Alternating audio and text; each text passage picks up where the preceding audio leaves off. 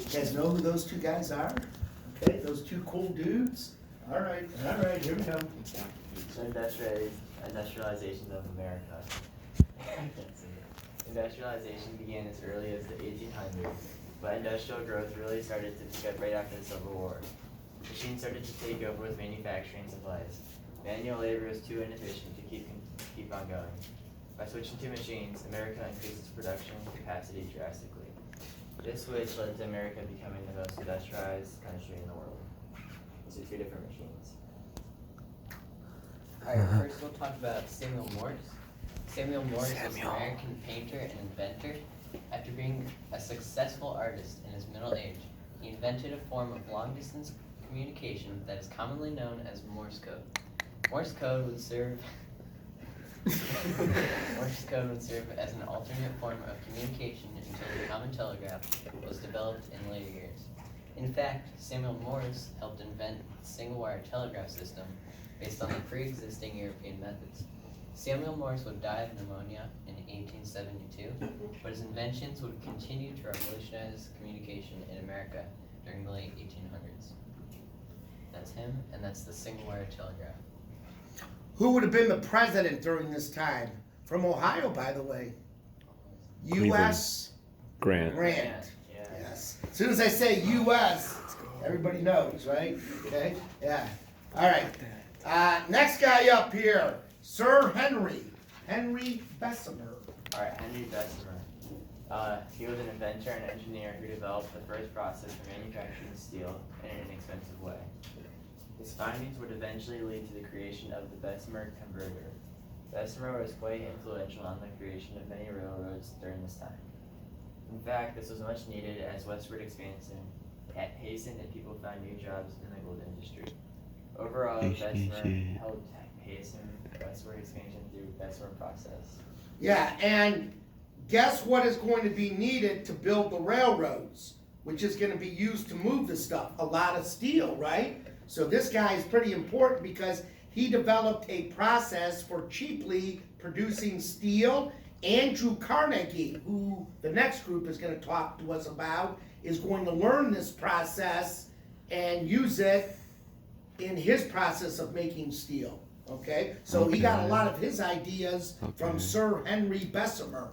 Okay? He was the guy that sort of drove the engine here with his process for making steel. Very, very inexpensive, as they have up there.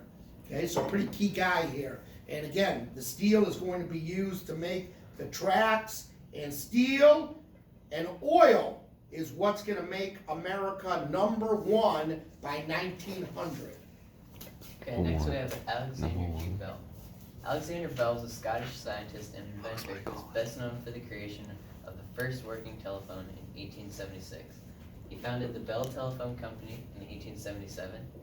The thing that led him to create this life-changing invention was the fact that he wanted to help communication with the deaf. After many experiments and tons of research, he made the harmonic telegraph, which later evolved to be the telephone. Okay. So 1877 would have been right towards the end of Reconstruction. Okay, during the who was becoming president right around that time? Grover. Remember the compromise of 77? Hayes was becoming president right around that time, from Ohio again. A lot of Ohio presidents during the time period. Okay, so yeah, I mean, what a great invention here. All right, and now today, how many of you guys still have house phones? Yeah, house phones. Okay. I remember growing up, and some of you guys, maybe your grandparents, maybe even you guys, have the phones, the old rotary. You guys know what I'm talking about? Where you got to stick your finger in. You know, I'll never forget, you know, when my kids started to get older, we went up to, my mom has one in her house. Okay, it still works, and my kids, they thought that was a great thing. They're like, Dad, what is that? I'm like, it's a telephone. They're like, how does it work? I'm like, give me your finger. Okay, stick your finger in, dial. I'm like, really? What?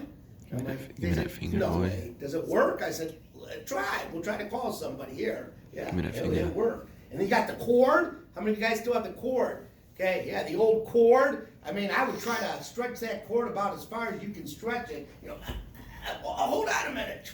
You know, trying to stretch the cord and stuff. Yeah, you guys have no clue. Yeah, some of you guys do.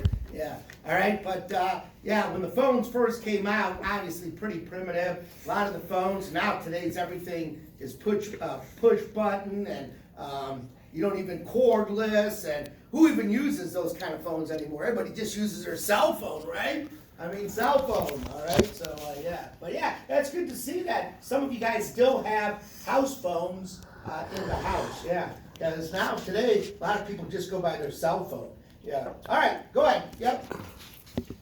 Oh, yeah, good old Edison. This is so boring. Thomas Alva Edison. He was a great American inventor who lived during February 11th, 1847 through October 18th, 1931. As a young man, he worked as a telegraph operator, which inspired many of his creations. He invented many items like electric power generation, mass communication, sound recording, and motion pictures. He was one of the first inventors to use teamwork while trying to invent new ideas. He worked together with many creative people to make new inventions, such as the light bulb, which is probably his most popular creation. Yeah, he was born and raised, another Ohio guy, up near Sandusky. If you ever go to Cedar Point or Kalahari, you'll pass through Milan, M-I-L-A-N, Ohio, and there's a big sign that says birthplace of Thomas Alva Edison. My monthly electric bill, your folks' monthly electric bill probably goes to Ohio Edison. So I have to pay my monthly bill to Ohio Edison for the use of electricity, all right? But yeah, he was from Ohio, up around the Sandusky area, Cedar Point, Kalahari, You up guys around need that to neck say. of the woods, yeah.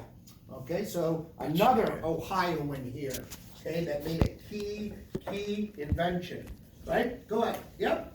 Lastly, we're going to talk about the Transcontinental Railroad. During the 1860s, many people had the urge to move west. It could be for many reasons, from the promise of gold to the chance at a new life. Unfortunately, it wasn't easy to travel such a long distance using the methods currently available. This led to the creation of the Transcontinental Railroad, No, it didn't. which would revolutionize transportation in America. It was completed in 1869 when the two ends met in Utah and the golden spoke was hammered into the final tile. Yeah, so this railroad is gonna complete the deal. If we're making all this stuff, now we have to have a way to get it from point A to point B. So the Transcontinental Railroad gonna connect the east with the west, and as Colins says there, they're gonna finish this off and drive in the Golden Spike out in present-day Utah in 1869. All right, so this is a key piece here.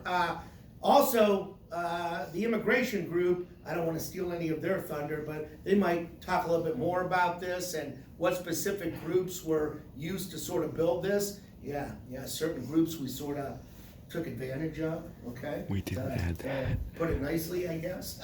All right, so go ahead. Yeah, Transcontinental Railroad, pretty big item here, yep. Next, we have our video.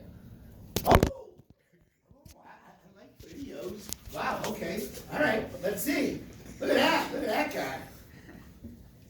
All right, here we go, let's see.